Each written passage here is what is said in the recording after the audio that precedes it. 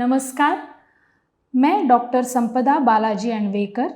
मैं एक मनोचिकित्सक हूँ, यानी कि कंसल्टेंट साइकेट्रिस्ट। सोलापुर में प्रैक्टिस करती हूँ। मेरा एक क्लिनिक है और मैं अश्विनी मेडिकल कॉलेज सोलापुर में असिस्टेंट प्रोफेसर हूँ।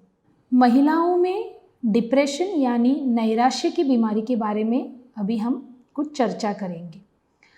डिप्रेशन एक मानसिक बीमारी है, जैसे कि डायबिटीज़ और ब्लड प्रेशर की बीमारी होती है, जैसी शारीरिक बीमारी है, वैसे डिप्रेशन एक बीमारी है जिसकी पूरी तरह से इलाज हो सकती है।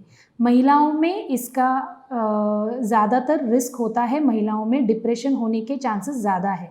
उसके कुछ कारण इस तरह है। एक तो सबसे ज़रूरी कारण है कि जेनेटिक मतलब अनुवंशिकता। अगर घर में किसी को माँ, पिताजी, भाई, बहन को डिप्रेशन है तो डिप्रेशन होने के चांसेस कुछ हद तक बढ़ जाते हैं। दूसरी बात है, महिलाओं में जो पूरे जीवन में जो भी हार्मोन चेंजेस होते हैं तो उस टाइम पे डिप्रेशन होने के चांसेस बढ़ जाते हैं। जैसे माहवारी के समय जो चिड़चिड़ापन होता है, गुस्सा आता है, थकावट महसूस होता है, उसको हम प्री मेंस्ट्रुअल डिस्फोरिया बोलते हैं। फिर दूसरी बात है कि प्रेगनेंसी के दौरान, बच्चे के जन्म के बाद या फिर रजोनिवृत्ति के दरमियान जो भी मानसिक बदलाव होते हैं उसको वो डिप्रेशन में जा सकते हैं। इस वजह से हार्मोन चेंजेस की वजह से महिलाओं में डिप्रेशन होने के चांसेस ज़्यादा हद तक देखे गए हैं।